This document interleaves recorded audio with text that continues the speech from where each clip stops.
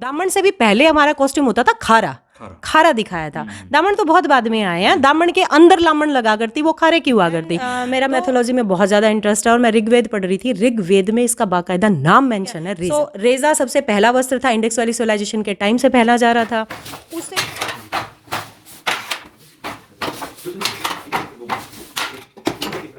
ये यहाँ पे मैंने ताना बनाया हुआ है, ठीक है। और ये बाना है जो मैं इसमें से अभी क्रॉस करूंगी। ये मेरा बाने का धागा है, ठीक है, नल की जिसको बोलते हैं। मैंने ये इसमें शटल में डाली है, इसको मैं इसके अंदर से क्रॉस करूंगी। सेम हम ताना बाना जिसको बोलते हैं, ठीक है, ये वही प्रोसेस है। और उसीलिए बोलते नहीं कि दिमाग में क्या ताना बाना चल रहा है, इट मीन्स कुछ प्रोसेस चल रहा है, यानी ताना बाना इज ए प्रोसेस। वो प्रोसेस होने के बाद आपका ये कपड़ा बनता है। आप ये देखो, ये मैंने रेजाई बनाया है। सो ये खद्दर हमारा तैयार होता है। तो कोई भी प्रोसेस दुनिया में, कोई भी कपड़ा कहीं भी बनता है, वो ताने और बाने से बनता है। पहले ताना बनेगा और फिर बाना बनेगा। नमस्कार दोस्तों, आप देख रहे हैं हरिभूमि टीवी। आज हम एक ऐसी पर्सनैलिटी से आपको मिलवाने जा रहे हैं जो हमारे ताने बाने को जोड़ने का काम कर रही हैं। अब आप कहेंगे ताना बाना कैसे? क्योंकि जो आदमी की जो दिनचर्या है, जो मूलभूत आवश्यकता है, वो कपड़ा होता है। और जो जिसको महात्मा गांधी जी ने भी जिस पे बड़ा जोर दिया था, खादी, उसी खादी को आगे बढ़ाने का काम कर रही हैं भौर गांव की ललिता जी। और ललिता जी के पास आज हम आए हैं, उनसे पूछते हैं कि उनका पूरा कॉन्सेप्ट क्या है और कैसे ये इसको आगे ड्राइव कर रही हैं। ललिता जी, स्वागत है। नमस्कार। और मैं खादी का मैं एक तरह से कहूँ तो रिवाइवल भी कह सकती हूँ कि रिवाइवल कर रही हूँ, क्योंकि अभी जो न्यू कॉन्सेप्ट में खादी आया है उसमें हम अंबर चरखे का भी यान को एक्सेप्ट कर रहे हैं। और हैंडमेड ही है वो भी। पर मैं जो ऑथेंटिक रेज़ा होता था, जो खादी से हम एक स्टेप थोड़ा सा पीछे चले जाएँ, और हमारे यहाँ जो हरियाणा के नॉर्थ की जो कंप्लीट बेल्ट थी, यहाँ बनता था, मैं उस पर काम कर रही हूँ। और मतलब मुझे दुख होता है ये जान के कि हरियाणा में कुछ लोग जानते हैं रेज़ा नाम, अगर आप इससे बाहर जाते हैं वहाँ रेज़ा का मतलब ही कोई नहीं जानता है कि रेज़ा भी एक टेक्सटाइल इंडस्ट्री में बहुत बड़ा महत्व रखता है। ये चीज़ कहीं ना कहीं विलुप्त हो गई है। जैसे रेजा तो हरियाणवी जो समाज है उसकी दिनचर्या का ही एक हिस्सा था। रेजे से ही अपने सारे कपड़े बनते थे पुराने। मैंने देखा, मेरी दादी एक रेजे का ही ओढ़े रखती थी, रजाइयाँ भी उसकी होती थी। तो आपने रेजे को जो पुनर्जीवन एक तरीके से दिया है, ये कॉन्सेप्ट कहाँ से आपके दिमाग में आया? सर, इस कॉन्सेप्ट के पीछे पता नहीं मुझे नाम लेना चाहिए या नहीं, पर सर को बुरा लगेगा तो भी मैं नाम ज़रूर लूँगी आज। It's doctor Ramphal Chahal. Actually उन्होंने मैं एक हार्डकोर डिज़ाइनर थी, कॉस्ट्यूम डिज़ाइन करना मेरा काम था और सेलिब्रिटीज़ के लिए मैं डिज़ाइन कर रही थी। सो उन्होंने मुझे थोड़ा सा बोला था कि एक ड्रेस दिखा के कि भाई आपको ये ड्रेस पता है क्या है। मैंने कहा सर स्कर्ट है। मेरे लिए वो कॉटन की स्कर्ट थी और उससे ज़्यादा कुछ नहीं था। तो बोले तू डिज़ाइनर नहीं है, तू है दर्जी। वो मुझे पिंच हुई कहीं ना कहीं कि मैं इतना क्वालिफाइड होकर अपने आप को स्टूडियो मेंटेन कर रही हूँ और मैं दर्जी बोल रहे हैं। तब उन्होंने बिठा के मुझे बोला, बेटा ये है रेजा, आपने सुना है कभी? मैंने कहा सर नहीं सुना। दामन से भी पहले हमारा कॉस्ट्यूम होता था खारा। खारा दिखाया था। दामन तो बहुत बाद में आए हैं। दामन के अंदर लामन लगा करती, वो खारे क्यों आ करती। तो मेरे लिए बहुत इंटरेस्टिंग सा कॉन्सेप्ट था। तो मैंने कहा सर आप ये ड्रेस मुझे दे दो। बोला मैं दूंगा तो नहीं।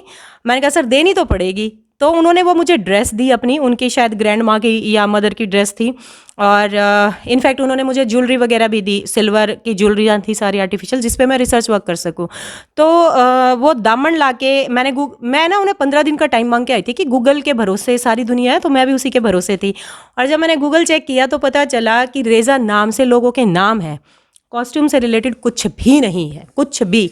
फिर मुझे लगा कि शायद ये एक लोकल चीज़ होगी कि भाई रेज़ा रख दिया होगा, जैसे चोसी बोल रहे हैं, ड्योटी बोल रहे हैं करके। देन मेरा मैथोलॉजी में बहुत ज़्यादा इंटरेस्ट है और मैं ऋग्वेद पढ़ रही थी। ऋग्वेद में इसका बाकायदा नाम मेंशन है, रेज़ा। वहाँ से मुझे फिर ये क्लिक हुआ कि नहीं, इट्स अ सिमिलर, कुछ सिमिलर है। फिर मैंने रविंद्र को आके बोला कि suddenly I stop my studio कि मुझे काम नहीं करना और मुझे इस पर वर्क करना है। बोला ओके तो काम कर लो। तो मैंने स्टिल 14, 15, 16 3 साल कंटिन्यूअस मैंने इस पर रिसर्च किया। शायद ही कोई गांव बचा होगा जिस 16 3 साल यस शायद कोई गांव बचा होगा जिस गांव में मैं नहीं गई। डॉक्टर रामफल चहल और डॉक्टर फोगाट जितना मुझे हेल्प कर सकते थे, इन्होंने मुझे हेल्प किया। और 15 दिन बाद खैर मैंने जो रिसर्च उनके सामने प्रेजेंट करी और उन्होंने प्राउड फील किया कि हाँ, इतना इससे ज़्यादा शायद कोई नहीं कर सकता था। और फिर मुझे सडनली आप ये है ना कि जब आप पूरा डूब जाते हो तो आप सबसे पहले शायद उसके खोने की वजह ढूंढते हो। हालांकि देखो एक सात्विक सत्य है, जो सनातन है वही उसका ही विघटन होगा, ठीक है। सो रेजा सबसे पहला वस्त्र था, इंडेक्स वैली सिविलाइजेशन के टाइम से पहना जा रहा था, उससे भी पहले बना। राखी गढ़ी जो सभ्यता है उसमें रेजा पहना जाता था। बिल्कुल, मैंने डॉक्टर जब आए थे राखी गढ़ी में तो उनसे कंफर्म किया था ये बात, तो उन्होंने बोला था यस हमें कुछ कॉटन के सैंपल मिले हैं। सो हमारी ये बेल्ट होती थी ना, हिसार रोहतक जींद वाली बेल्ट पे हम ना देसी कपास उगाया करते। अभी तो बीटी कॉटन आ गया, तो आप कॉटन का कितना ही पहन लो, गर्मी में गर्मी ही लगेगी, ठीक है। सो देसी कॉटन का यही क्वालिटी होती थी कि आपको गर्मी नहीं लगने देता था। सो मैंने कॉटन से लेके और कपड़ा बनने तक की बहुत सारी किताबें पढ़ी। मुझे प्रैक्टिकल वे में एजुकेट किया डॉक्टर रामफल चहल ने, और एजुकेशनल वे में एजुकेट किया डॉक्टर फोगाट ने। ये दोनों लोग, डॉक्टर रणवीर फोगाट, मतलब उनका तो ये था कि कॉटन की कोई बुक भी मिल गई ना ला के कि पढ़ इसने, वो 500 पेज की किताब मैंने पढ़ी और उसका फ़ायदा हुआ, नुकसान कुछ नहीं हुआ कि आपने इतना अपने आप को अचीव करने की कोशिश की। और मैं हाँ पूरा 3 साल डूब गई थी उसमें, और फिर मैंने 2017 में न्यूयॉर्क फैशन वीक में इसको लॉन्च किया था। अच्छा, तो 2017 में आप सीधा फिर बोहर गांव से न्यूयॉर्क पहुंच गए? जी, मैं उससे पहले भी बेंगलोर फैशन, क्योंकि मैं बता ही चुकी हूँ मैं सेलिब्रिटी डिज़ाइनर्स में रही हूँ, तो उससे पहले भी वो सब चल ही रहा था।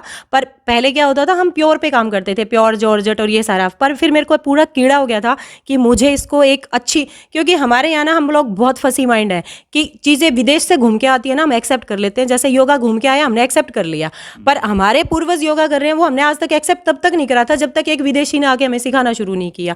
थैंक गॉड कि रामदेव जी ने सिखाया, तो पर जितनी हाइप पे विदेशी ले गए हम नहीं ले जा सकते। तो सेम कॉन्सेप्ट मेरा गारमेंट को लेके था कि मैं यहाँ रेजा, मैंने यहाँ लोगों को दिया, सर्वे मांगा और फीडबैक मांगा। लोगों ने अच्छा यो हमने इतनी मुश्किल आता था, दादी नानी ने छोड़ा था तो दोबारा पर आओगी इसमें तो डेरे चाल जा थे, ठीक है। कभी उन्होंने ये नहीं देखा कि तुम जिस चीज़ को 1 महीना नहीं धोते हो उसमें डेरे चल गए पर तुम्हें स्किन एलर्जी नहीं हुई, ये नोटिस नहीं किया उन्होंने, ये छोटी छोटी चीज़ें। तो ये कहीं ना कहीं उन्होंने नेग्लेक्ट करके फेंक दिया। ललिता जी, ये रेजा तो गायब ही हो गया था। ये जो 30 साल हैं, पिछले 30 साल, इन्हें रेजा हमारे समाज से गायब कर दिया।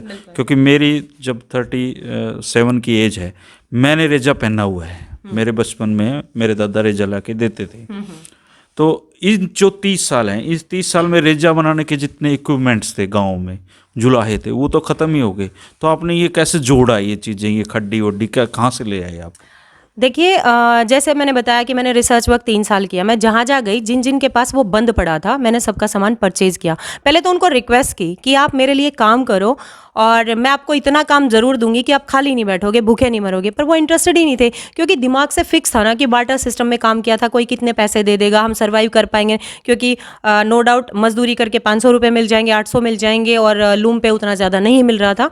पर मैंने कहा तुम सेल करोगे तो महम में जैसे पूरा एक यूनिट होता, महम तो हब होता था रेज़ा बनाने का जी। महम से फिर 20-25 लूम जो भी मिले हमने वो परचेज़ किए, वॉप मशीन परचेज़ की, क्योंकि मेरा कॉन्सेप्ट ये था कि मैं उतनी ही पुरानी मशीनों पे काम करूं। तो मेरे पास 70-80 साल पुरानी मशीनें हैं जिन पे मैं काम कर रही हूँ। हालांकि अभी मैंने न्यू कॉन्सेप्ट डेवलप किए हैं, तो छोटी छोटी मशीनें हमने तैयार की हैं ताकि अपकमिंग जो एजुकेशन पॉलिसी में चेंज हो रहे हैं, तो हम जो यंग ब्लड है मेरे बाद भी लोग बनाना सीखें। तो वो भी मैंने उस हिसाब से एक बहुत छोटी छोटी मशीनें भी तैयार करवाई हैं।